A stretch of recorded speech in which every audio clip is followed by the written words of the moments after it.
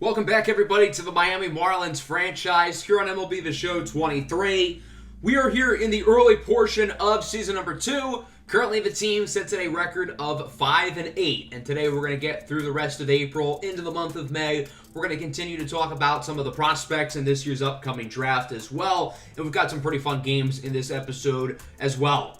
So last time around, we had our opening day. We ended up beating the Braves 13-3 by scoring a 10-bomb in the 7th inning to get the job done. However, against opponents not named the Reds, we are 2-8, which is not ideal, but again, it's early. We're not even a tenth of the way through the season yet, so it's really way too early to make any conclusions or projections on what we can expect going forward. But we have had some guys play pretty well up to this point, and we've had others who have played not so well. So as we get through the rest of April today, I think we can get closer to potentially making some conclusions on how certain players are performing. It's never too early to think about who could be our stud and dud of the year candidates, along with other potential roster moves that we may look to do before the trade deadline. So we're going to start with this series against the Los Angeles Angels. I kind of wanted to play against them. We played against Shohei Ohtani's new team, the Los Angeles Dodgers, in the last episode. Now we're going to play against his old team. On the road, we've got a multi-series West Coast trip as we start with the Angels. Then we've got the Rockies. Then we've got the Padres. So we're going to be out west for a little while, and it starts here tonight. Game 1 of a 3-game set against the Los Angeles Angels of Anaheim. The Angels are 5-8, just like us. We'll see which team is able to one-up the other one. Here's Mike Trout leading the way for the Angels, arguably the best player in our generation, certainly a future first-ballot Hall of Famer. But unfortunately for him, the rest of the team is utter garbage. Let's take a look at both lineups here. Regular starters for the most part for the Marlins. No Jesus Sanchez, however, since the Angels do have a lefty on the mound. It's Tyler Anderson. He's played very well the last couple of years. He's really been a late bloomer, but through his first 2 starts this year, he's been pretty mediocre. He does strike out Gene Segura on the fastball. Good pitch there. That'll bring up Jazz Chisholm. He homered twice back on opening day, and he's going to have another one here. Jazz Chisholm with a bat flip and a solo shot into left. The Marlins are on the board here at the top of the first inning as they lead it 1-0. What a great swing there by Jazz Chisholm, who does struggle a little bit against left-handed pitching, but that time he got all of that baseball and crushes it into right. So the Marlins are quickly on the board. They already have the lead. We'll see if Rowdy Tellez can extend it, and, well, I guess that helps. He draws a walk. So he is aboard here for Nick Fortes, the catcher, who has gotten off to a great start here through the first 13 games of the year, but he does strike out on the fastball. Still a good inning, though. The Marlins got on the board with a homer by Jazz Chisholm. Miami's got a lefty on the mound themselves. It's Jesus Luzardo. He obviously was not good last year, but through 2 starts this year, he's been pretty solid. He is 0-2, but it's not really his fault. He has a 2.31 ERA. The former Marlin, Garrett Cooper, strikes out. The Angels have a couple former Marlins. They signed both Garrett Cooper and Dylan Floro in the offseason. Let's go top 2. Jorge Soler is up for Miami in the final year of his 3-year, $40 million deal as he rips it into right. That'll go for a base hit, and the Marlins start the inning with an early runner aboard as they try to rock Anderson early here in this one. Brian De La Cruz is up next. He really struggled last year against lefties, as that's going to end up being a 6-4-3 double play. It looked like the shortstop caught the ball in the air, but he let it bounce on the ground. A very high IQ play from the Angels as they are able to turn 2. Let's go bottom second. Here's Brandon Drury. Goes down looking as he check swings on the 12-6 curve. Good pitch by Luzardo, who's looked quite good here early through the first couple of innings. Anthony Rendon is up next. Lines this one into right, and that one is fair for extra bases. Garcia tries to get over to it quickly, but that'll be a double for Anthony Rendon, a registered bank robber because he stole over $200 million from the Angels organization. Adam Engel will go down looking on the 12-6. Another nice pitch by Luzardo. He'll face off against Luis Rengifo next, and he will strike out as well. A trio of Ks here in the second inning for Jesus Luzardo as we go to the third.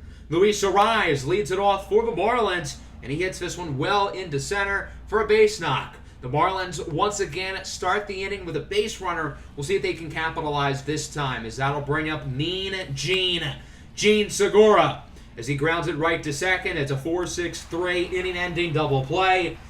Anderson allowed the early home run to Jazz, but ever since then, he has pitched quite well for the Angels. Let's go bottom three. Julio Campos, the rookie, hits this one high and deep in right field, and that ball is out of here.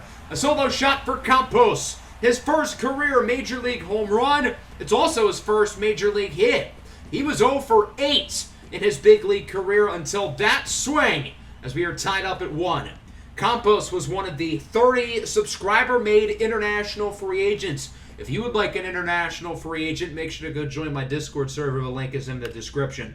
Logan O'Hoppe, the catcher, lines it over to third.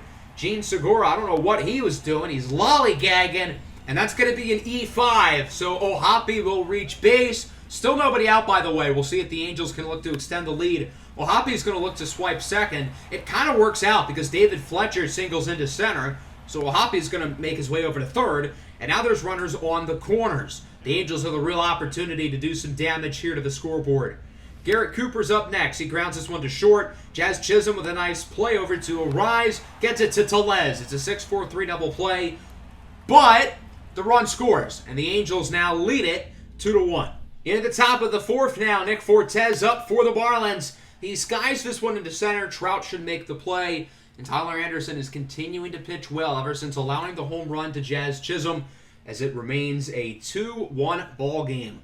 Bottom four, Luis Rengifo leads off the inning strong for the Angels. Their offense struggled early, but now they're really starting to make some plays. They scored 2 in the last inning. Now they've got Rengifo, a speedster, in scoring position with nobody out. We'll see if the Angels can capitalize and look to extend this lead. Julio Campos homered for the first time in his big league career, and his last at bat, he'll draw a walk. So now there's runners on first and second. That'll bring up the next batter, Logan O'Hoppe, who grounds it to third. Segura tags the base. He'll then get the out at first. So it's an unethical double play, but it does the job. It's a simple 5-3. The one runner at second is still safe, and it looks like he's probably going to score. David Fletcher singles into center. That will score the runner. That's Campos. The Angels now lead it 3-1.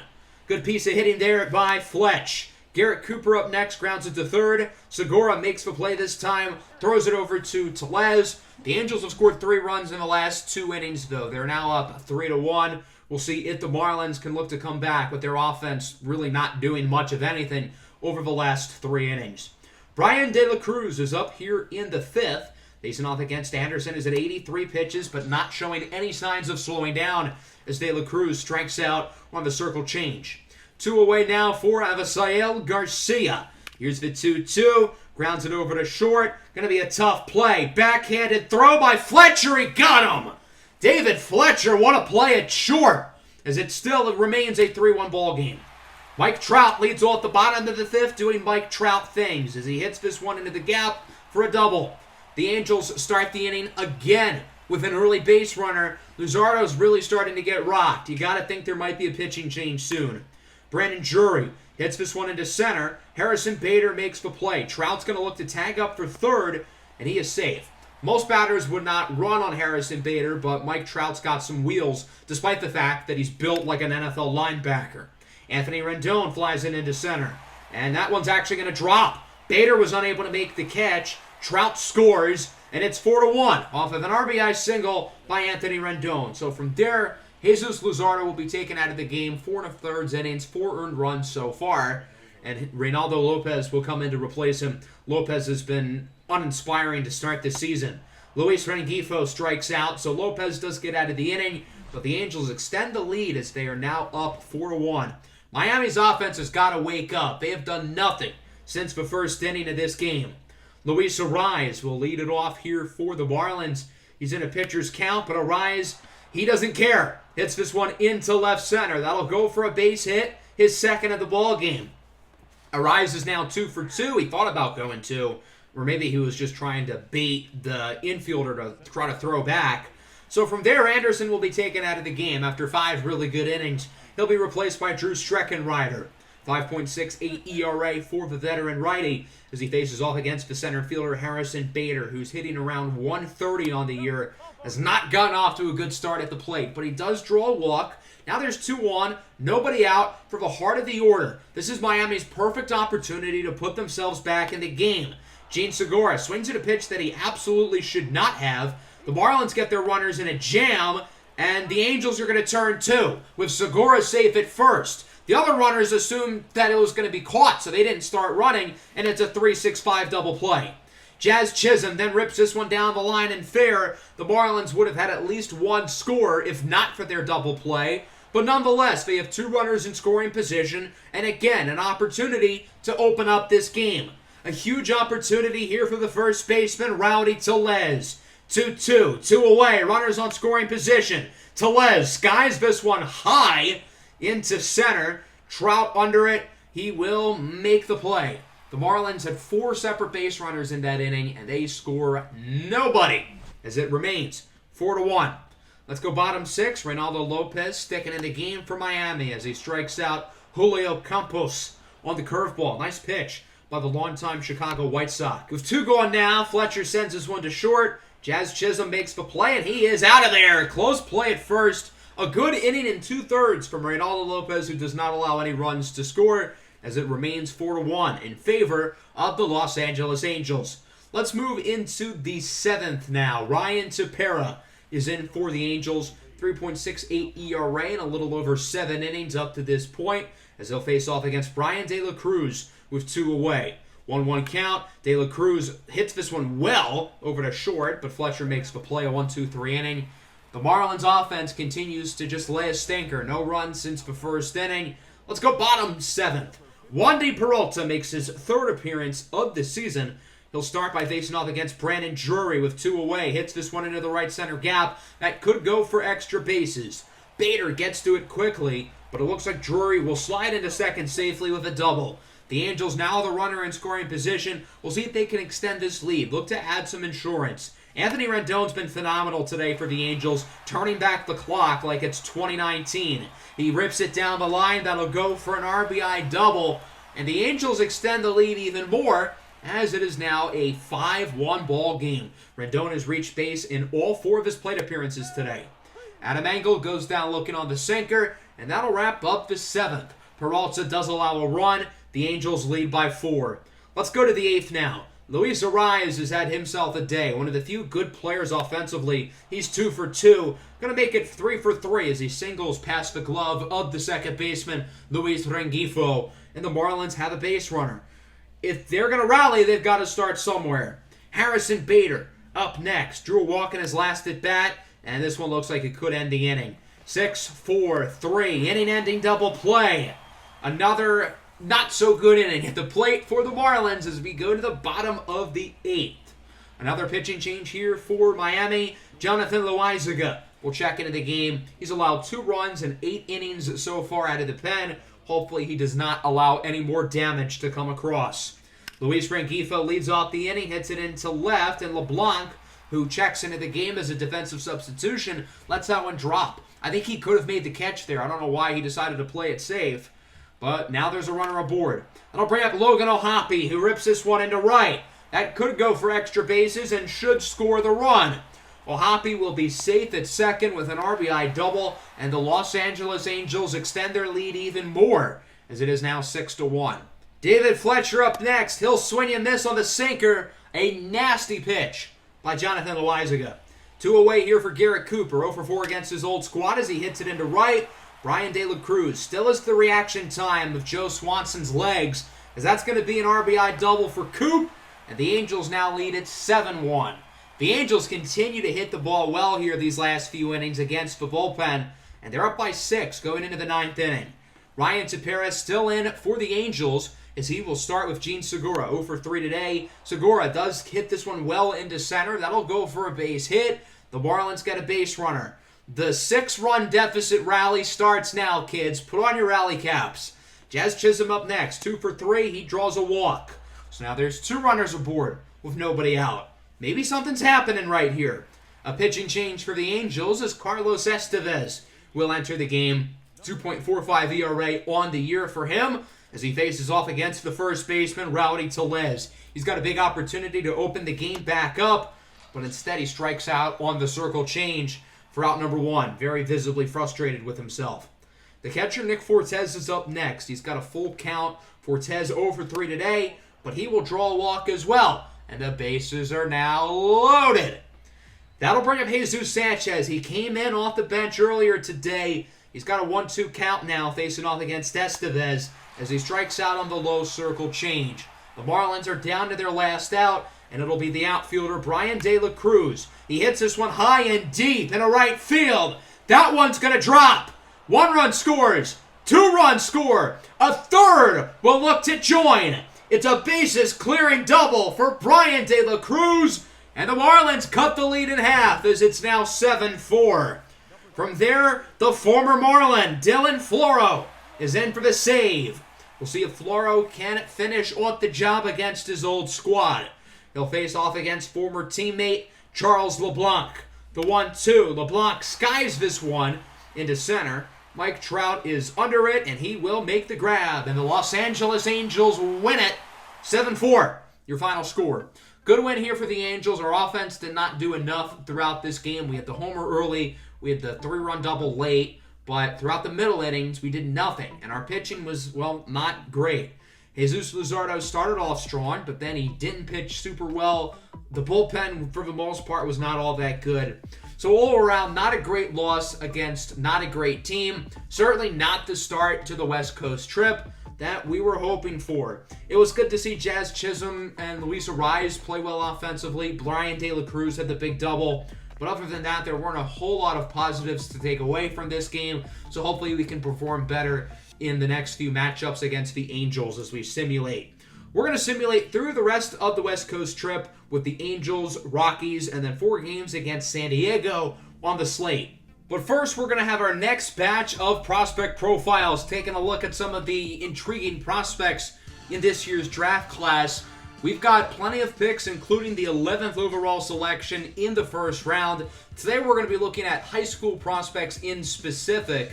We went over 2 players in the last episode, and only 2 because they kind of go hand in hand, them being third baseman Augustin De La Cruz, an 18-year-old from the Dominican Republic, and Kyle Brown, an 18-year-old outfielder from Ohio. They're foreign exchange students who have basically swapped lives, so I figured it'd be fun to do those 2 together.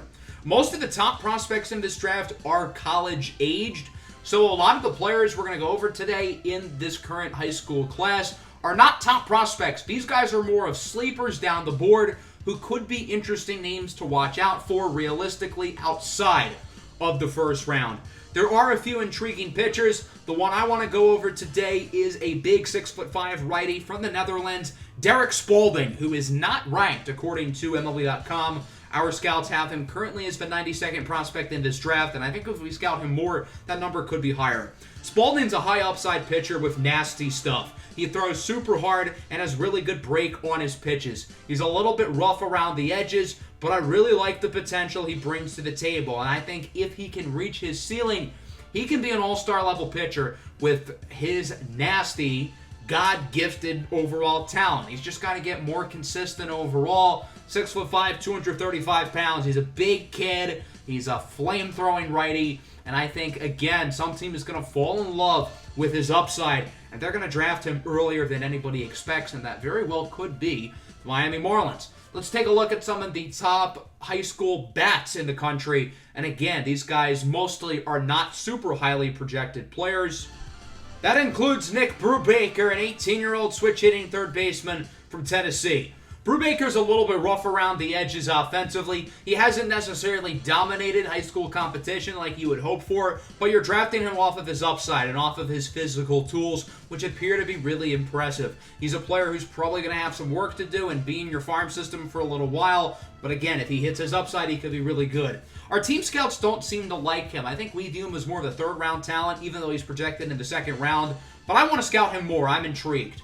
A lot of the talent in this high school class is in the outfield, specifically in left field. We'll start with Lamar Ash, who's currently being looked at as a fringe first-round pick. He hits for really good contact. He's got very advanced plate skills for an 18-year-old, and I think he's really polished at his age. He doesn't necessarily have phenomenal raw power, but I think he's a versatile outfielder who probably has the speed and range to play center and right if needed. So I think his versatility and his contact will make him a very useful big league player for quite a while. I don't think he's ever going to be a superstar, but I am pretty confident that he'll be a good player at the next level, and he wears number 69, so he's for the boys. A player down the board I'm intrigued by is Dallas Richter. He's 6'5", a big switch hitter. He's actually a pretty similar player to the one we just talked about, Lamar Ash. Richter hits for good contact, really good plate skills for his age, good defensively, good speed, and the fact that he's a switch hitter certainly does not hurt either. Again, his power is a little bit lackluster, which kind of limits his ceiling, but I think overall you're looking at a pretty good player here who will probably contribute at the big league level, and if that's what you're getting in like the early third round, then I think you've got to be pretty happy. These are two pretty talented left fielders, but there is one a little bit better than these guys who I think could be in play for Miami's first round selection, and that's Luis Trevino. 6'3", 18 years old. He's a switch hitter. He is an all-around offensive monster. Hits for contact. He has good plate skills. He hits for great power as well. And again, the fact that he's a switch hitter does not hurt at all. Defensively, he's really impressive. Now, I will say I don't think he has as much range as the other guys, so he's probably going to be more of a left fielder, which isn't ideal, but he does have a good glove over there. So even if he doesn't have the speed to play center or the arm to hang in right, defensively he'll be fine. And offensively, if he can reach his ceiling, boy, he's going to be really good. He also has a fancy little mustache, so that kind of goes to his advantage as well. I'm excited to continue to talk about more of these players at the top who are either international players or currently playing college ball. But for now, we'll hop back in with the big league squad.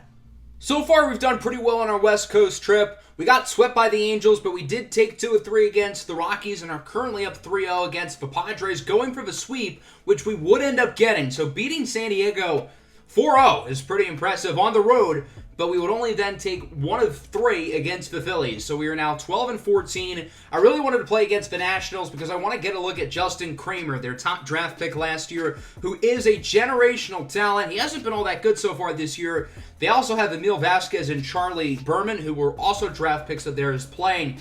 That just shows kind of how bad the Washington Nationals are. I simmed the first game of the series, and Trevor Rogers tore his shoulder. That's not good. So he'll be out for 2 to 3 months, presumably up until the summer months. So Braxton Garrett will join the starting rotation. I really thought about calling up Yuri Perez, but I don't think he's quite ready just yet. So Devin Smeltzer will come in to be cover until either Yuri Perez is called up, Trevor Rogers returns, which will likely be sometime in July. Realistically, I think we can probably expect a timetable to be around the All-Star break of when he comes back. But for now, we'll focus on the healthy players, including Edward Cabrera, who will be getting the start here at home against the Washington Nationals.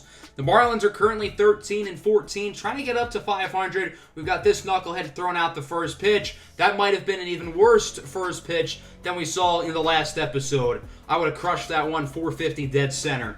Here's a look at both lineups for each team, regular starters for the most part across the board. Here's Edward Cabrera, who is picking up right where he left off from last year. 3.71 ERA, 1.39 whip. He's been quite solid overall as he strikes out C.J. Abrams on the sinker for the second out of the inning. That'll bring up Justin Kramer, the number 2 overall pick, just 18 years old, already a 78 overall, the future of this Nationals team. He grounds out to first. Nice play by Rowdy Tellez, and that'll wrap up the inning. Mackenzie Gore will get the start for the Nationals. He was one of the big pieces in the Juan Soto trade a couple years ago from San Diego. He'll face off against Luis Arraez, a little lefty-on-lefty crime to get this game started. Arraez hitting 300 on the year as he singles into right.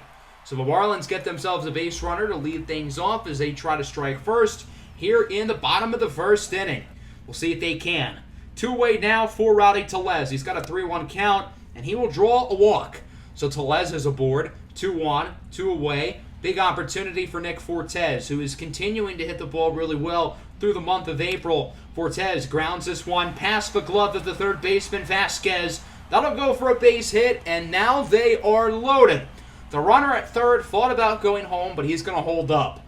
So the bases are now juiced. A big opportunity for Jesus Sanchez, who has played decently well so far this year. He's got a 2-2 count, and he swings and misses on the fastball. The Marlins leave him loaded, and Gore gets out of the jam for the Nationals as we head into the top of the second. Alex Cole hitting cleanup. He'll strike out on the slider. Alex Cole hitting cleanup basically shows you the state that the Nationals lineup is in right now. Nick Gordon then gets plunked, the younger brother of former Marlins All-Star D. Gordon. Luis Garcia up next. Gordon looking to steal second. Doesn't quite got the speed of Big Bro as he is gunned down by Nick Fortes behind the dish. Fortes has played great defense this year along with his impressive hitting. Garcia check swings, and that'll wrap up the second. Pretty good start here so far for Eddie Cabrera. Bottom two, Xavier Edwards singles into left. Edwards has been pretty disappointing this year. Last season, he was great in the minors. He played decently well in 2 months in the big leagues, but so far this season, he's looked overmatched against big league pitching. Luis Ariz will pop this one up over to third. Nothing doing here in the bottom of the second for the Marlins other than an Edwards single, as this game still remains scoreless. Let's go into the third. Will either offense get anything going here? We'll start with the Nationals with the bottom of the order up, and that'll include recent draft pick Emil Vasquez, who strikes out on the slider. He was a player the Marlins actually thought about drafting last year, but they ultimately opted for more high upside players.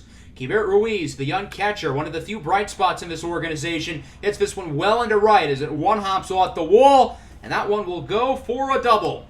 The Washington Nationals, now the runner in scoring position. We'll see if they can put themselves on the board.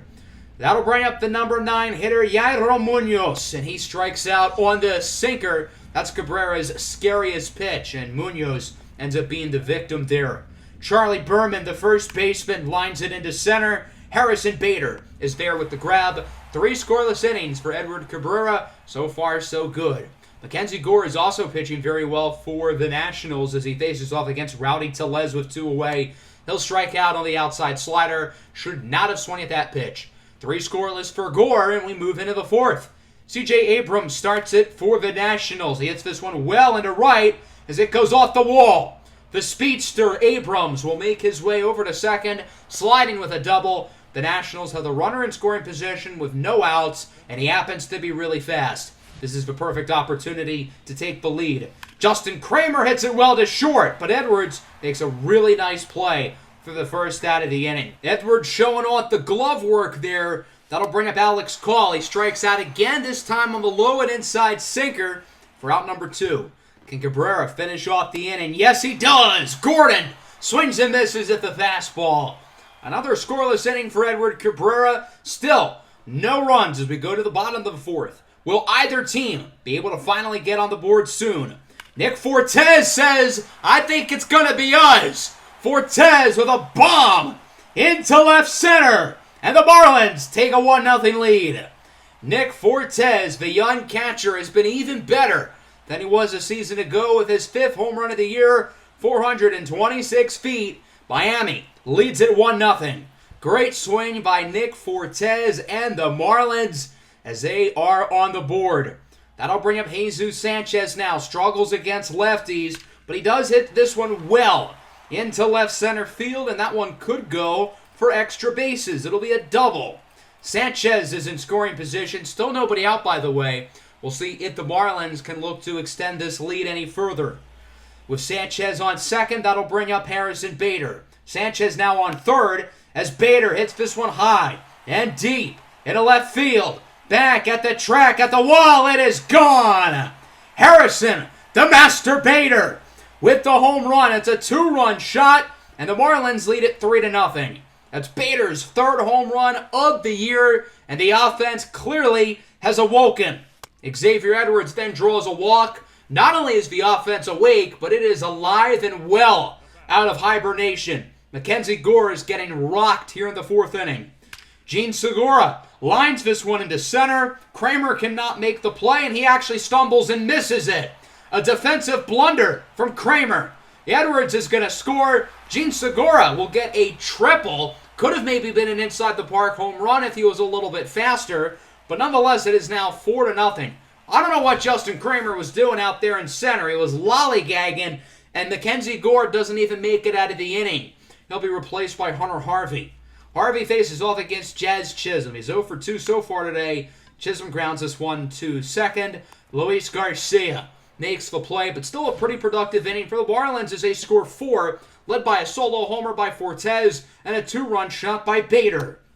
Into the 5th now, Luis Garcia strikes out on the circle change for the strikeout. Cabrera Ruiz now with 2 away, gets that one past the diving glove of Xavier Edwards for a single. So the Nationals have another base runner, but they haven't been able to do anything with him. Yadro Munoz is up for Washington. He lines it to third. Segura sends it over to second. Another scoreless inning for Edward Cabrera. He's not showing signs of slowing down either. He has been consistently dominant on the mound for the Marlins. Let's go bottom 5th. Rowdy Tellez leads the inning off for Miami, and he will draw a walk. The Marlins may be up 4-0, but they are clearly not comfortable. They're looking for a little bit more. Nick Fortes is up next. He's 2 for 2. He homered in his last at-bat, looking to reach base again as he's got a full count, and he will as he draws the walk. So now there's 2 runners aboard and nobody out. A huge opportunity for Brian De La Cruz. He hits this one into right field. That'll go for a hit. The runner will wisely hold up at third. That's Tellez. He's pretty slow. He had a few too many cheeseburgers this morning. Safe to say he would not have made it home. The bases are now loaded for Harrison Bader, who homered in his last at-bat, and this time he goes down looking on the fastball. The Marlins certainly don't want to leave him loaded. We'll see if Xavier Edwards can make a play. He's reached base twice today. Edwards hits this one high and pretty deep into right, but it will be caught. The Marlins leave him loaded, but they still lead it 4-0. Still feels like they could have done more in that inning. As we go to the 6th, Charlie Berman draws a walk, leading the inning off for the Nationals. Justin Kramer then rips it into center, so now there's 2 runners aboard. This is Washington's perfect opportunity to put themselves back in the game. Nick Gordon's up, grounds it to first. Tellez tags the base. That'll end the 6th inning, and that'll also end Edward Cabrera's day. 6 scoreless for the young righty. A phenomenal start for him, albeit against a not-so-good lineup. Bottom 6, Tanner Rainey on the bump for the Nationals as Gene Segura hits that one over the glove of the second baseman for a single. So Segura is on base, and the Marlins are looking to potentially extend their lead a little bit, as that'll bring up Jazz Chisholm, who's been pretty quiet today, currently 0 for 3, but he will draw a walk as he watches the outside fastball go by him. And now there's 2 runners aboard and 1 away for Rowdy Tellez, the big first baseman. 2-2 count, and he goes down on the slider, this time an inside slider. That'll bring up Nick Fortes now. He's been pretty damn good today, 2 for 2 with a walk. Here's another hit. Singles into left. Runner will score. That is Gene Segura. It's an RBI single for Nick Fortes, and the Marlins lead it 5-0 as Big Nick continues to deliver. Anthony Castro will come out of the bullpen to replace Rainey for the Nationals. Sanchez has got a 3-2 with runners on the corners and 2 away, and he will draw a walk, which means the bases are once again loaded. I feel like the story of this entire series has been the Marlins leaving the bases loaded. At some point, they've got to make some plays. De La Cruz hits this one high and deep and a right. Back at the track, at the wall, it's caught. That one was inches away from being a grand slam, but instead, the Marlins leave them loaded again. They do score a run, though, and it's now 5-0. A.J. Puck will come in out of the bullpen, 4.85 ERA in 13 innings so far, as he faces off against Luis Garcia to lead off the inning. Xavier Edwards looks to make the play, but Garcia beats out the throw. Good hustle. And that will be an infield single. Emil Vasquez, the switch hitter, then singles into right. Maybe the Marlins should have tried to get one more inning out of Edward Cabrera. I know his pitch count was into triple digits, but this is not good. Cabrera Ruiz singles into right, and the bases are loaded with nobody out. What an opportunity for the Nationals to rally. Charlie Berman checks his swing on the sinker. That's out number 2. The Nationals might leave him loaded as well. Abrams flies this one into center. Bader is under it. The Washington Nationals started the inning with the bases loaded, and they scored nobody as it remains 5-0. Let's go to the 8th inning now. Matt Barnes into the game as Justin Kramer singles into left. So that'll give the Nationals an early base runner. Will this be when Washington finally scores? Alex Call strikes out again, this time on the knuckle curve for the first out. Nick Gordon is up next. He hits this one into the gap. That'll go for extra bases and should drive in Kramer. The Washington Nationals are finally on the board, as it is now a 5-1 ball game with the double by Gordon, scoring Kramer all the way from first base. Emil Vasquez then strikes out on the circle change, so Barnes gets out of the inning. But the Nationals do score one, making it a 5-1 ball game. Let's go bottom 8. Brandon Hughes checks in out of the pen for Washington. 4.4 ERA on the year. He'll face off against the big first baseman, Rowdy Tellez, with one away. He'll draw a walk on the inside slider. So that'll give the Marlins a base runner. Tellez draws another walk, but it won't really matter. Jesus Sanchez strikes out. And that will wrap up the 8th. Jordan Hicks will come in here in the 9th, looking to finish this one off. 7 of 7 in save ops so far this year. As with 2 away, Charlie Berman flies it into left. Looks like it'll be a 1-2-3 inning. Jazz Chisholm will make the grab. And the Miami Marlins win it. Final score 5-1 over their division rivals, the Washington Nationals. The Marlins are back up to 500 with the win. A good win here for Miami. The offense was solid. We had the big 4th inning, and that's really all we needed because Washington, despite getting plenty of base runners, they did not score until the 8th. Mackenzie Gore started off really strong. He had 1 rough inning, but other than that, I thought Washington's pitching was pretty solid. Home runs from Bader and Fortes. Edward Cabrera on the mound was fantastic. A 6-inning masterclass, and the bullpen did fine as well. So we'll simulate these last 2 games against the Nats. We lose them both. So we split the 4-game set. We are now 14-16 with 1 more game here in the month of April. We're in 3rd place in the division, and we are currently 3.5 games back of the wild card spot. But again, I don't really want to worry about that too much because it's April. So in the next episode, we're going to talk about the minor leagues, AA and AAA. We're going to get a look at all of our draft picks, including Woody Landry, the first baseman who we drafted in the first round. He's hitting .451 so far. He's been pretty damn good. So that'll wrap up the episode. I hope you guys enjoyed. Make sure to leave a like and subscribe to the channel if you are new. Peace out.